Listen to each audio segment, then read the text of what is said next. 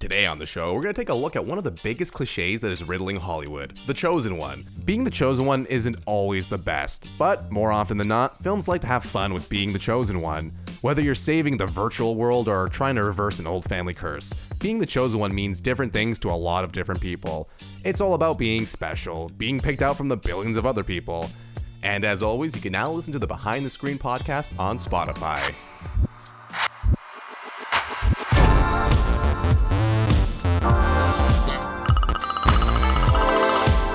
Hello and welcome back to the Behind the Screen podcast. I'm joined today by my good friend and Toronto filmmaker, Connor Reeves. How are you, buddy?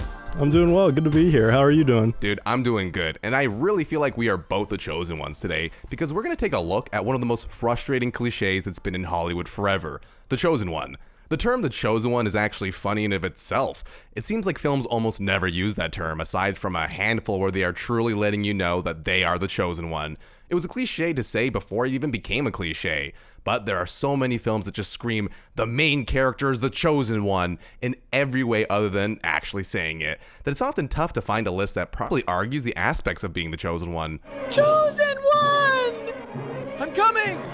We're going to take a look at some of the universally recognized chosen one films and see just how chosen a lot of these characters are. Next, we'll take a look at films that never show up on chosen one film lists. There are tons out there that once you start thinking about it, you'll go, huh. Lastly, we're going to bust out our criteria list for chosen one films. What are the top 5 things you need in a chosen one film for it to classify, cliche or not?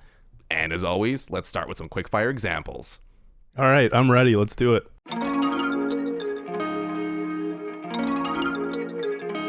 First up, we have Kung Fu Panda, but also there's so many animated children films where the main character is just secretly the chosen one at the very end. Yeah, like the old guy in Up. Kung Fu Hustle has the chosen one delivering an epic punch at the end of the film. John Connor is the chosen one in the Terminator films due to a time loop. That John Connor's a real bad boy. In La La Land, Ryan Gosling is our chosen savior for saving jazz music. And despite the fact that the film is called The Chosen One, 2010's The Chosen One starring Rob Schneider and Steve Buscemi is whatever the opposite of being the chosen one is. Rob Schneider in The Chosen One. The chosen one? And even in our short list of quickfire examples, we can see the concept of a chosen one film is radically different depending on who you ask. So let's start with the classics. So we have the Lego Movie. And the Lego Movie is a more recent example of the chosen one trope, but spoilers, the trope is subverted on itself. The film has Emmett believing he is the special and will save the day. And it's revealed to him that the prophecy was nothing but a lie and that it was an attempt to make Emmett believe in himself. I made it up. It's not true. But that means I'm not the special. And we see the rest of people in Brickburg coming together and defeating the villain by building together. And this is actually one of the best uses of the trope. I knew from the heavy marketing of Emmett being the chosen one that they wouldn't just have the film play out like that. The great thing about the cliches and tropes are that when you subvert them properly, it's a surprise for everybody and almost a saving grace. Yeah, a lot of animated films seem like they're more formulaic in structure. Like Pixar movies are always super structured and rigid to that structure. So when they actually subvert those tropes, it's a lot more powerful. And what the nice thing about the Lego Movie is that it also subverts the fact that so many of these like Pixar movies and animated films, they're saying that you are the chosen one, you are special. But then the Lego Movie kind of flips that and goes, you weren't special, everyone was special. And it's funny because either one of those two messages is pretty lame on its own, but when you kind of have one and switch it out with the other, you kind of go, oh yeah, it's kind of nice to see that like not everyone is special, not each individual person's like the chosen one. It's like it combines all of it together in a more broader message. And the prophecy states that you are the most important, most talented, most interesting, and most extraordinary person in the universe. Yeah, and it seems like more of a critique on like corporations and selling you that you're the individual and you're special to each company when really you're just a dollar sign. And that's one of the more interesting aspects of the chosen one in the Lego Movie, and it's the idea that people using the Lego themselves in real life are the chosen ones. You get to decide how all the pieces go together, and you can choose to follow the rule book or throw it out. It really is up to the person building to decide what they want to do. And in grand terms of terrible children's films where the main character ends up being secretly the chosen one and saving the day, do we think that the Lego Movie is a great example of being able to relate closer to a chosen one? Because Emmett in that film is always shown as being like schlubby, and he's not a great builder, but he has a lot of passion.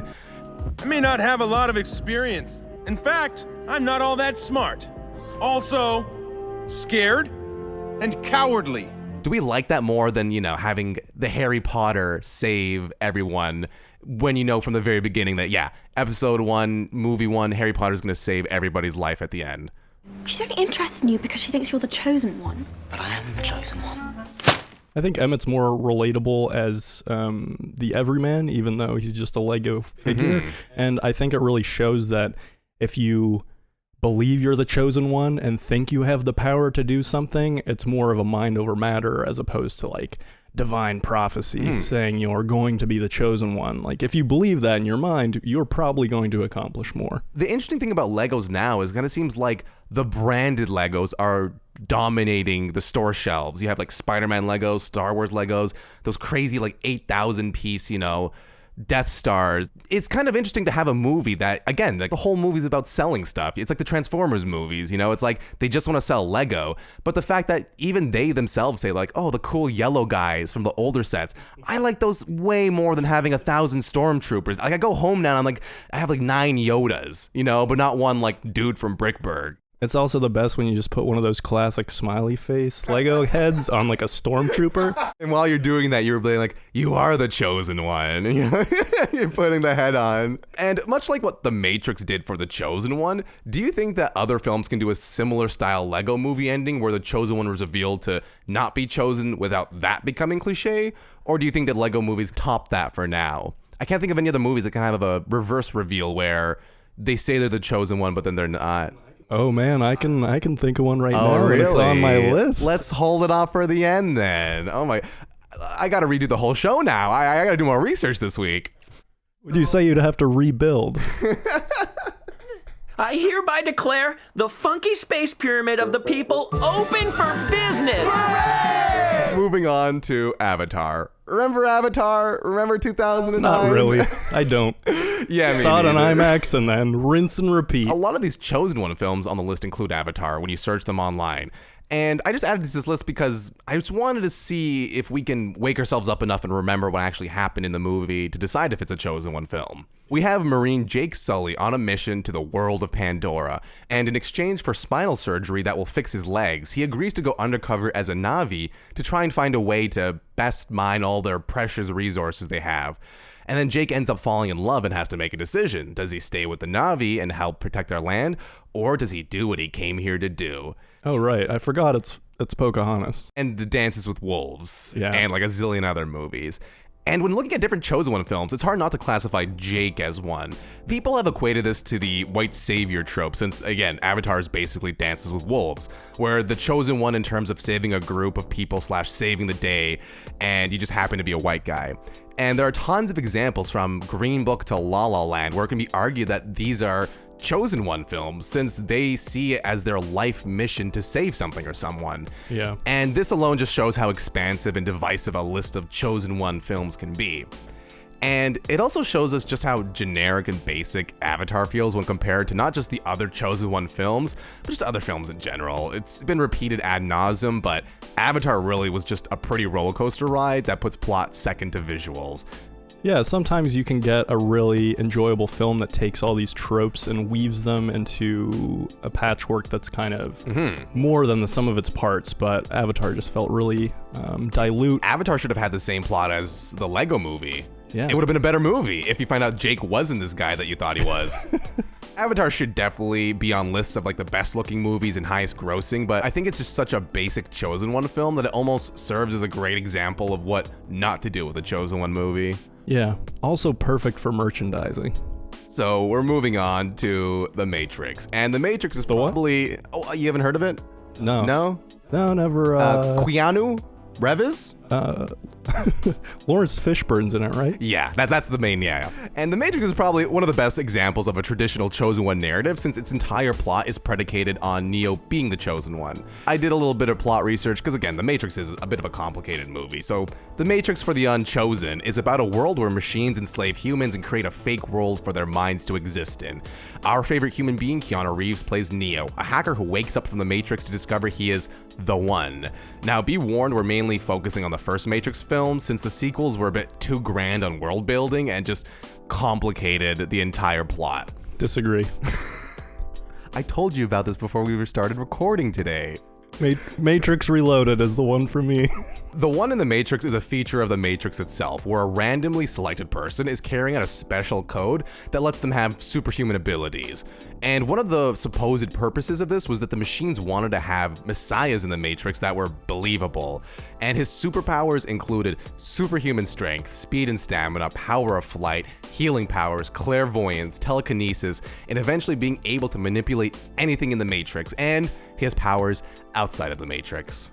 Yeah, but he doesn't really find all his cool powers till the very end of the first movie. I mean, he fries some squiddies before that with his one hand up, like lightning bolt, telepathic powers, which is, I don't know, save some lives, but...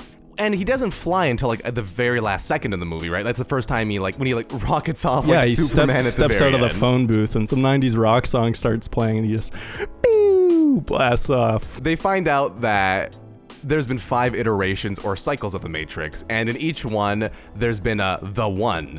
And this actually makes Neo the 6th one in the 6th Matrix. What I love about this film is that it presents the idea that these machines gave us powers of being the chosen ones rather than like a weird computing error. Like the machines were like, no, let them have these powers. Let them have a little bit of hope, and then they put the stats a little too high on Neo. Yeah. I want to learn how to scat. Why, Neo? Plug me back in, tank. Ignoring all the strange sequels and world building, I love that The Matrix sets up this idea of the One truly being the One. The terrifying idea that they have to entrust all of humanity with what random individual gets saddled up as the One, and the fact that despite them having 5 previous attempts, they ended up destroying themselves in an interesting twist on fulfilling destinies. And not only that, but The Matrix gave us a truly unique exploration into more ideas than just the One. They have characters named Keymaker and Oracle. This entire film was set up to be a philosophical understanding of the One and not just a run-of-the-mill action movie. And this film is incredibly popular. And do you think it's because it gave people watching the film the most satisfying feeling of being the One? Or do you think it's Keanu Reeves is just so great that that's why the movie's so popular? I don't think Keanu Reeves is very magnetic of a personality in this movie. You believe that you are special, that somehow the rules do not apply to you. Obviously, you are mistaken. Again, it's the thing of the Lego movie. He is kind of just this everyman computer hacker at the start of the movie, and then he just gets plucked out of his ordinary life and becomes part of this thing that's bigger than himself. And I think that's what's magnetic about the Chosen One trope and the hero trope in general in films. He plays that really well, and even without all the philosophical goings on in the film, it's just a great act. Yeah. I also think a big thing about it too is that people love these Chosen One films because, I'm going to say it, I think some people are a bit lazy out there. And I think the fact that they have these films where these people are thrust greatness upon them to try and do something with it. They are the chosen ones where, we all kind of wish that was us. We're like, yeah, I would like to be put in a situation where I have to save the earth with my new superpowers. I want to feel that different and individual. Well, everybody gets it. I feel like we're just waiting for something to happen. Yeah. But that's not going to happen. That's not reality.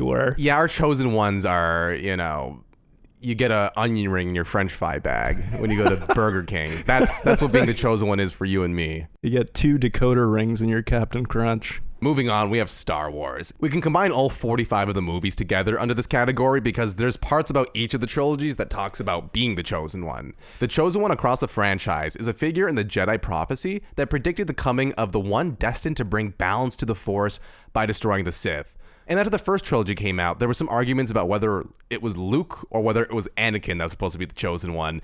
And the argument for Luke was that he caused his father to destroy Darth Sidious, but that doesn't really count as telling someone to do something.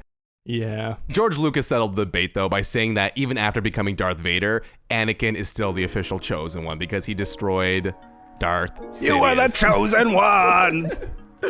Well, maybe he wasn't, though. Since the newest trilogy wrapped up, now you have the entire section of the internet debating whether or not Anakin is the chosen one. In the newest Star Wars movie, it's revealed that Palpatine didn't die in the original franchise, and that was a force projection, or like a clone, or basically, that wasn't really him. The real Palpatine kind of a cop-out? Was on another planet, just living there for the past, like, couple hundred years. Right. And people are saying that, well, the fact that Darth Vader, that means he killed like a clone or a hologram version, so he's not technically the chosen one, since Palpatine didn't die in the original trilogy. Right, but does he need to kill Palpatine for him to be the chosen one? Well, he has to destroy the Sith. Right. But the Sith is kind of destroyed. Well, we thought it was. That's why people were so up in arms about these last movies. I'm still living in like 1981. You're still quoting the prequel trilogy over here on my couch. Yeah. Yeah, I'm all about those pod racer races. You also have Rian Johnson subverting expectations by having Rey led on to believe that she is the chosen one. In the first and second of the new franchise, they're telling her, you were destined for greatness, you were blah blah blah, you were the chosen one. And then it's revealed, no, her parents kind of just like sold her for like beans. Which again is more interesting. And there are some concerns in the prequel trilogy as to where Anakin even came from. Episode 1 claimed that the Force conceived him without outside influence. Oh. Yeah, you know. Oh, so it's like kind of like a Virgin Mary myth sort of thing. In episode 3, Darth Sidious implies that he may have been the result of an experiment. I think like they're just trying to like make it as ambiguous as possible, because as soon as you say like, no, he was just the product of regular procreation, people are just like, that's not as interesting. And looking at like all 9 movies too, you get to see what being the chosen one is considered like movie to movie. I mean, it's very simple in the first 3 films, right? It's like a very basic hero's journey. Yeah. Versus, you know, in the second one, they're kind of building like how he became the chosen one by showing him at such a young age. And I don't think we've ever really seen that before, where you kind of have such a cool character, Darth Vader, the coolest guy in the galaxy, and we get to see what he's like as a child. Has any other movie done that? Now this is pod racing. We've never seen Pablo Escobar on the playground, you know? And even in terms of thinking of this franchise as a chosen one film, you would think that most people would say Luke is the chosen one just because he's the main character, which is nice because you have a film franchise where the chosen one is kind of like an auxiliary character. Darth Vader doesn't get as much screen time as Luke or the other characters in those movies. Is there another movie out there that's a chosen one film where the chosen one's, you know, off in the background doing their own things and everyone else is kind of, I guess that's kind of like Rogue One, the miscreants all doing their things, but I liked Rogue One probably better than like the other movies I've seen in the new trilogy, just because it is kind of this more side story, inconsequential character. Same with The Mandalorian. Like I enjoy kind of like fringe elements of the Star Wars universe much more. Yeah, we don't want to see the chosen ones. We want to see like literally the complete opposite of the chosen one story in the Star Wars. Like we are literally naming movies where like we'd rather see like the grunt workers working down below on the bottom of the Star Wars ships than like that weird little bat person in the cafe. I want to see his movie. We'll wrap up this category with a movie that without a doubt can be considered a chosen one film, and it's Bruce Almighty. Bingo! Yahtzee! Is that your final answer? Our survey says God! Bing, bing, bing, bing, bing, bing, bing, bing. Here we have a film that doesn't show up on many chosen one film lists, but it's one of the most clear-cut examples of a chosen one in a film, and we all know the plot. Morgan Freeman, as a god, gives Jim Carrey his powers after Jim thinks God should be fired. And in addition to this being incredibly funny, we get to see a more comedic take on the Chosen One plot. It follows the same formula of all other Chosen One films. The Chosen One gets his powers, uses them for a little personal gain, tries to help others, fails to help everyone, and gives his powers back up to be normal. Do you like it more when there is a reveal as to who did the choosing, when it's at the end, or even if they should have to reveal all that? Because I hate having a guessing game where I have to guess for the entire movie along with the character. I think it's definitely like about tone. I think if they revealed who chose Bill Murray in Groundhog Day, it would have totally ruined it. Especially if they did it at the end. Bruce Almighty, it is kind of like, to me anyway, a hammier sort of like slapstickier comedy. It's not like... It's so by the beats. It's not like highbrow sort of thing, which is totally fine. And I think kind of revealing God as a figure totally works for this kind of genre of comedy. Such a funny and interesting, but not unique take on a film. The idea that God has to give their powers onto someone has been covered in like tons of media, even in terms of, I have to fill in as Santa Claus because I'm his brother? Oh no, Vince Vaughn is Fred Claus. Thanks, Joe. My last eggnog was a little watery, and I'm just hoping this one's nice and thick like I enjoy so much. You know, how many of these films do we have that happen where, you know, oh, I have to be death now? You know what the best part about Bruce Almighty is, though? When he parts the soup. Having fun? Like the Red Sea? He parts the tomato soup? I was going to say when they're in Niagara Falls. I'm Bruce Nolan for Eyewitness News. Back to you. So we've taken a look at a couple of films that are the traditional Chosen One films. We've all seen them. We've all heard of them. Now, there's so many other films that we think can be considered a Chosen One film that we're going to do it. We're going to debate them right here and see if they are, in fact, Chosen One films.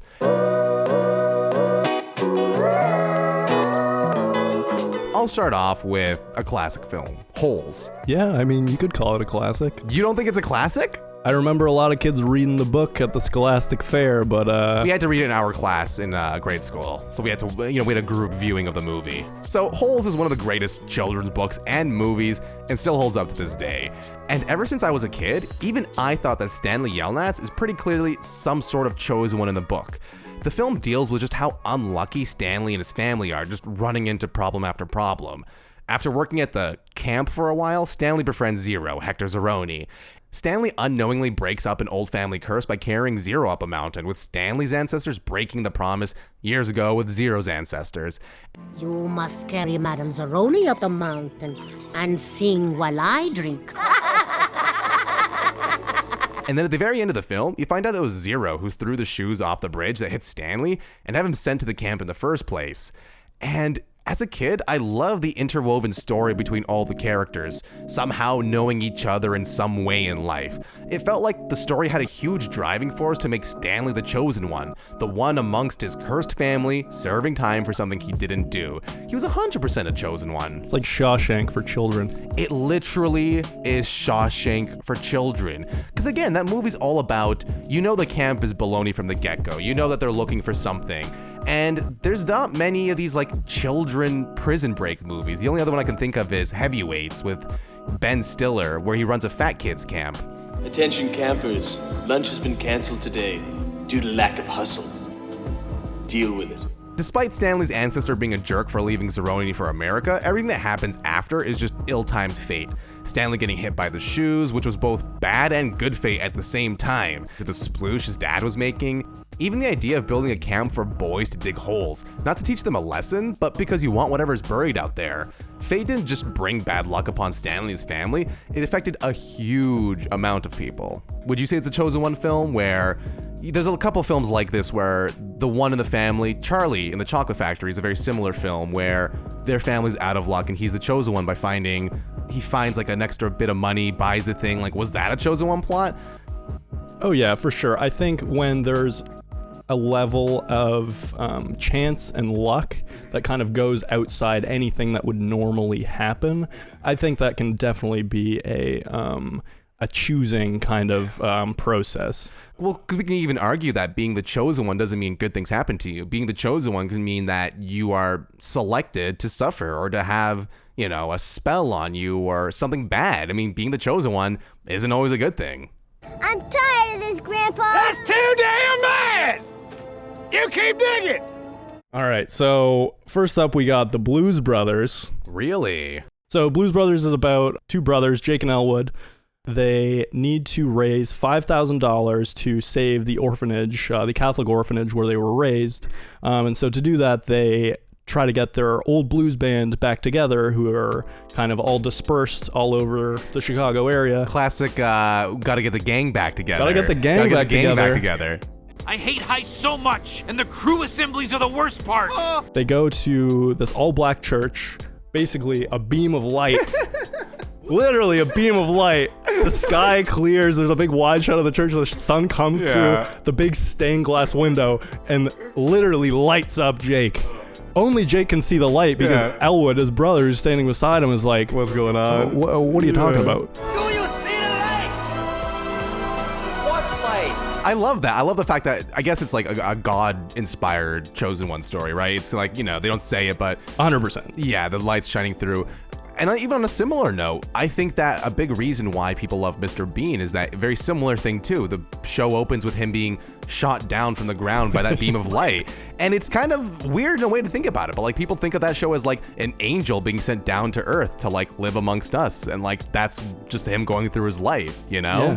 I love things like that. And I do love, for some reason, when it's a little bit more spiritual and religion based, we don't get too much of that. We don't get much Bruce Almighty or like, God told me to do this stuff anymore. So it's always kind of funny when they joke about it even a little bit. And Blues Brothers is like very like SNL slapstick, hammy, and like you're getting that like literal beam of light, which is like kind of cheesy, but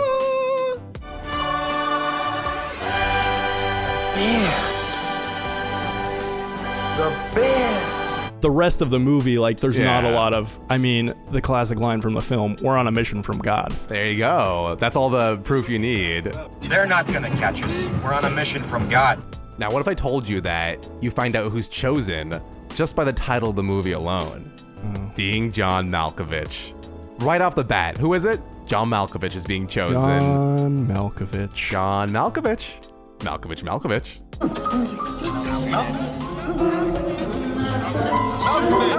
That portal is mine, and it must be sealed forever for the love of God. This Charlie Kaufman movie. You wrote this? Little Charlie Sheen. Little self-reflection. This one is baffling to not find on any of the Chosen One lists. Without even knowing... You love this movie. Oh yeah. Without even having to dive into the plot of the film, one of the major criteria for a Chosen One film is present in the title. Who is the Chosen One? John Malkovich is. Hey Malkovich, think fast! And John Cusack. And in the film, we discovered that there's a portal that lets you see through someone else's body, and you can go and live and control them if you get inside just before their 44th birthday. We never find out who chose John, but the film has enough clues that the viewers can kind of figure it out for themselves. What I love about this film is that I also say that John Cusack is the chosen one because his life was hot garbage and only gets worse during the film. And this relates to the fact that the chosen one doesn't always have to go on a hero's journey. The chosen one can be someone selected to suffer, like we were talking about. The film ends with John trying to get inside the portal into Malkovich, but instead he's too late and he's transported into the child of Maxine and Lot, his two ex-lovers that he has to painfully watch be in love through the eyes of the child, because when you go in to a baby, you lose all control. That's suffering. I watched this movie too young, and it kind of freaked me out as a kid. Oh, look away. Look away. Look away. Look away. Now, in terms of why John is chosen, it's never explicitly stated, and all we know is that these people have been body jumping since the 1800s, and the ending of the film implies the next vessel is based on blood lineage. So that either means that the portal is directly to Malkovich's, or it follows a bloodline, and then maybe it randomizes when there is no child, because we find out that the child is John Malkovich's. And comparing this to other Chosen One films, I really like how being the Chosen One in this film is the absolute worst thing that can happen to you. If anything, this film scared me off of being a Chosen One when I watched it so young. And the idea that you not being able to stop people from invading your head and taking control over you is way scarier than anything in the Matrix movies, including that mouth removal scene. So my next film is from 2018 called Relaxer. So Relaxer's set in 1999, kind of pre-Y2K, and Abby is sitting on a couch where he will remain through the entire course of the movie. Okay. He never leaves this one spot on the couch, and his brother Cam, after reading a issue of Nintendo Power that offers $100,000 from Billy Mitchell to beat the 256th level of Pac-Man, his brother Cam challenges Abby to beat the 256th level. I've never heard of this. This is such a cool movie. Which he doesn't know is a glitch. Yeah. At the time. Can I lay down? No. You do not leave this couch until the challenge is completed. And so he's not allowed to leave his couch for any reason. And so this whole movie becomes a survival film, less about him actually beating Pac-Man and more about him trying to survive by not leaving the couch. Like, he ends up breaking a window to drink like rainwater, that sort of thing. Is it like a thriller or is it like a comedy movie though? It's a comedy. Okay. But it's like really kind of, it's like gross out comedy. Do we have any popsicles? Get up and get it yourself. This challenge is over. It kind of gives me a little bit of How to Eat Fried Worms vibes, where again they just pick one person to do this like outrageous task, and the fact that everyone's just so into the task as well that it kind of makes itself like, yeah, they're the chosen one. I mean, you know, do we know if they beat the Pac-Man?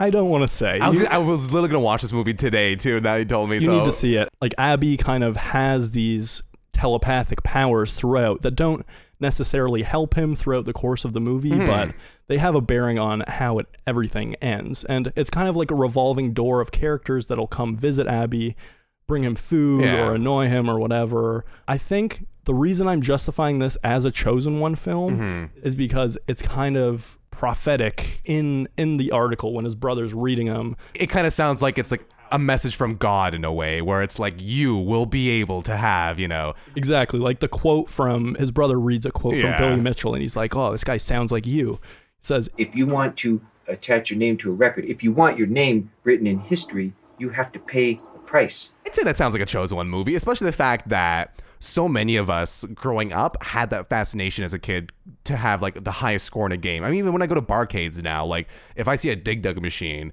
I am the chosen one to put my initials out the number one spot no matter what. And you could also make the argument that every single video game puts you as the chosen one, since you are, you know, for the most part, you know, one person running around, fighting, doing your own thing. I mean, you could be the chosen people, you could play Civilization. Yeah. It's arguable.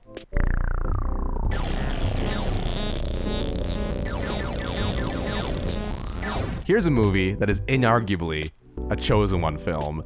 All right, lay it on me. So we have Cellular, and this is a movie no one knows about. No one. I must have been the first person to watch this movie again in years. I literally felt like the Chosen One.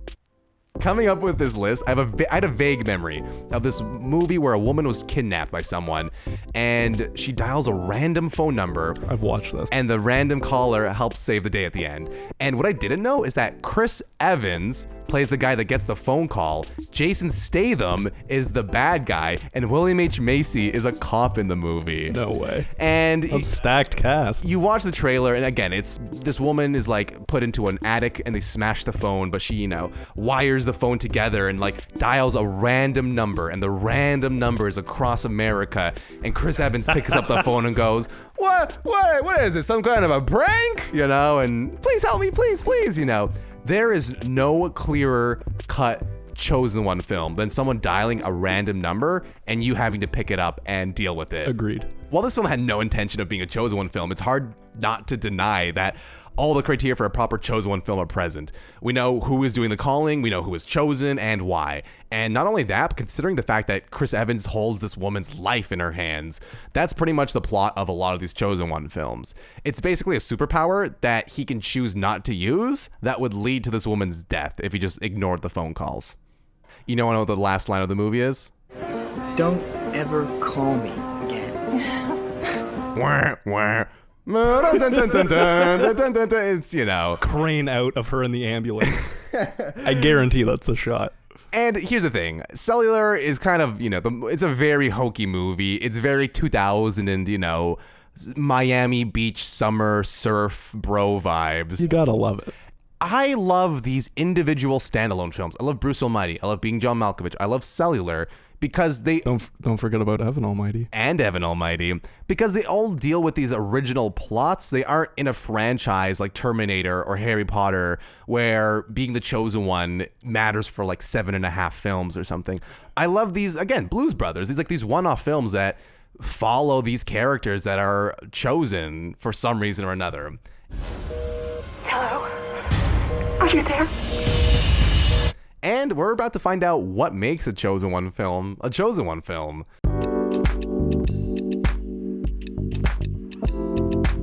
we agree that there are a bunch of different films that could be considered the chosen one for a multitude of reasons. But are there certain criteria that a film has to fall under to be considered a chosen one film? With or without the creators' attempts, we've seen that so many films can fall under this category. Connor and I both decided to come up with a checklist of 5 things to see if a film story can be considered a chosen one. Number 1, the chosen one has to be John Malkovich. Yeah. Okay, so my list, number 1, before anything, this really narrows it down. Divine, prophetic, or supernatural selection. Number 2, they have to be a hero, and whether that's kind of a classic bravado guns blazing hero or otherwise. Number 3, they have to have some sort of extraordinary ability. So in the films I've chosen, it's some sort of X factor that makes them unique and allows them to kind of complete these trials that are thrown at them. Number 4, they can't escape their fate as the chosen one. They can never kind of put down this torch and be like, you can say, I'm not going to be the chosen one, but guess what? At the end of the day, you're going to have to fight Voldemort. And finally, number 5, they succeed in saving their social group. And by social group, I can mean one person, saving planet, the world. It's whatever they were out to save. Yeah, no stipulation on quantity there. Ours are a little different here. Here's what I got. Number 1, the chosen one doesn't have to save the day. With just how many young adult chosen one films are out there, I think that there's way too many where they save like the entire world. And again, they could just be saving themselves, really. You don't have to be saving the universe to be a chosen one. Number 2, there could be more than one chosen one. It goes against the name of the cliche, but we've seen film plots evolve past chosen ones to like chosen people. And it's limiting to say that more than one person can't be chosen. I think it's just a great name that they stuck with. I think that's hogwash. 3, there has to be a moment of discovery that they are the chosen one, a part in the film where they understand that everything is against them and that there's like a complete shift in their trajectory. There's the point of discovery where they realize they have the powers, where they aren't who they used to be anymore. Number 4, there doesn't need to be a villain. Being chosen isn't predicated on you having to take down someone. Sometimes it's about teaching yourself something. Yep, totally. Number 5, there has to be some lesson learned. Being the chosen one means having responsibilities to go along with it. And often in these films, we see morals or value being imparted along with the chosen one. So they have to, struggle through something and like change. And it's often, again, the third act where they walk away, they realize they need help, they come back. It's pretty basic, but it needs to be there. So let's look at the movies we talked about today and just see if we can knock off any of these or if they all belong here. What do we got here? We have the Lego Movie. Yeah, I think it follows all of these pretty well. The fact that they have fake out villains, there doesn't need to be a real villain in there. There's a point of discovery, and even the point of discovery is like a point of undiscovery where they discover they're not important. Does Emmett have an extraordinary ability? He is supposed to be like an expert builder, and that's supposed to save them against like an invasion of, he's supposed to build a machine or build something that will save humanity. Oh, I guess he does near the end of the film. And he's building like bunk beds and stuff and like thinks that that's what he's really good at. Okay. Yeah, and he learned something. I don't think it breaks any of the rules. Yep. Avatar? I don't know. Yeah, for me, like, that kind of breaks the divine, prophetic, supernatural. It breaks the divine. I don't think anyone learns a lesson in that movie. Supernatural, sure. Like, yeah, well, it's sci-fi. That's a sci-fi element, Yeah. so I don't know. Like, his superiors are kind of just like, all right, get in the machine, like... Yeah, for how whimsical and like fantastical the planet is, it really is just like machismo, basic military men coming in. It's an order, not a prophecy. Exactly. It's more of a war than fate or destiny. Yeah. The Matrix, cha. For sure. Cha. Classic. Cut off the last 5 seconds. Prime AAA chosen one beef. Do you think it's number 1? It's number 1. Star Wars. Hard, debatable, because again, we run into the franchise problem where you don't solve the whole film by the end of it. You have overarching plots and whatnot, so it can get a bit muddled as to, well, it was a chosen one film until this point, and then for this point, and then... I think if we're just talking about... OG trilogy. Like Anakin. Yeah. Like, definitely a chosen one, and an interesting chosen one because he kind of goes astray and then comes back. That's like the thing of you can't escape your fate, even if you're a Sith Lord, you can still come back and redeem yourself. Bruce Almighty. Definitely chosen one. And one that kind of covers everything very safely. Everything's very kind of... And that's why it's boring. And that's why it's funny, okay? Because they get all that safe baloney out of the way. And that's so they why can... it's Christian rock. Holes? I'd say so. I think that there's 100% spiritual and like fate forces at play. There's villains, but there's also self-discovery, more than one chosen one. There's the chosen people, because all those kids don't deserve to be digging holes all day, every day, you know? Yeah, I'll buy into your holes theory. Thank you. Read holes, please. Blues Brothers. Blues Brothers? I think so. I think the fact that he gets hit by a beam of light. John Malkovich, I'd say so. I think in terms of how unique and how scary you can make a chosen one film, I never want to be John Malkovich in this place, you know? I don't. Again, it still freaks me to think about there being a little portal that could lead to my brain. Yeah, no, this is definitely one of the more original, spooky, chosen one films in like a totally like existential crisis way. Yeah, exactly. After, 26 years of watching chosen one films where they pull the sword out at the very end and, they save the day, it's, sometimes you lose. Yeah, I come out of the Matrix and I'm like, oh, that was awesome. Like, he kicked butt. But then I come out of being John Malkovich and I'm like, oh, I've got trauma now.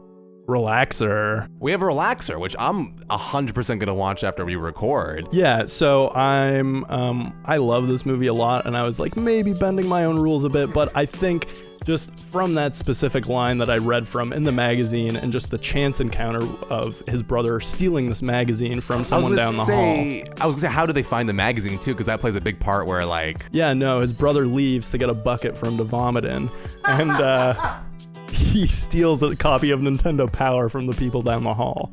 Cellular, 100%. A chosen Cellular. one. Cellular. Chris Evans is the chosen one. Chris Evans has been like 3 Marvel characters so far. This movie's a chosen one. Yeah, it really flamed on in this movie. So looking at all the movies today, do you think that you're more likely to rewatch one of these chosen one films that you've seen that are the traditional kind, or do you think that we've kind of convinced you to maybe seek out some other less traditional chosen one films and, maybe check out Groundhog Day from a new pair of eyes? I'm definitely never watching The Matrix again. I've seen that movie about 300 times. Definitely a childhood favorite. I haven't seen Being John Malkovich in a long time. Definitely wouldn't have thought of it as a chosen one film. Luckily, the criteria for being my co-host is a lot simpler than being the chosen one, although I do still hope people learn some morals and values along the way. Thank you so much for being on the show, Connor. Where can people find you? I'm on Instagram at _Connor Reeves and on Twitter at Connor_Reeves. Awesome. Thank you so much for being here today, bud. Thank you for having me, Gorian. At the end of the day, we all want to be the chosen one, destined for greatness or painfully average. There are tons of different chosen ones out there. It's up to you now to do the choosing. Thank you so much for checking out the podcast. Leave a like and subscribe, and check us out on Spotify if you're on the go, and let us know what your favorite chosen one film is. Mine will forever be Kung Fu Hustle.